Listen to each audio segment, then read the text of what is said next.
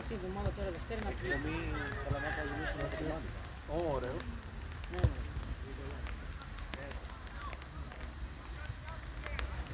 Ρε, τώρα το πάσο ψάχνει έχει ανοίξει να δεν γυράμε.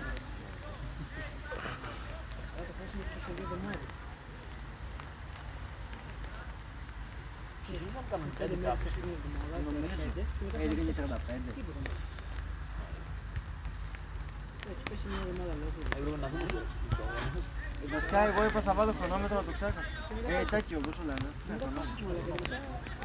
Θα το βάλω στο δεύτερο. Για καλοκαίρι.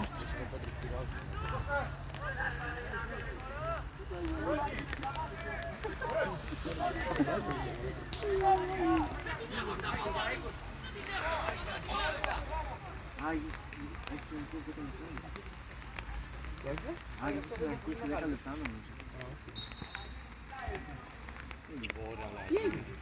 Αλλαγή νομίζω. Αλλαγή στο πλάγιο. Μαλάκα, τι το άφησες έτσι ρε.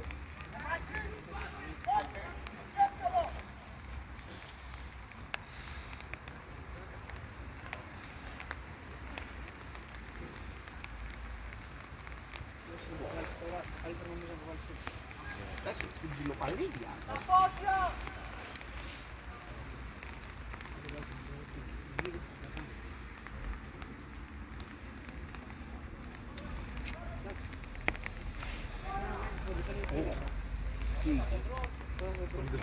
Τι στρέφα για παίχτη. Ναι, άλλο το γράφω. Ούτε εγώ το λέω.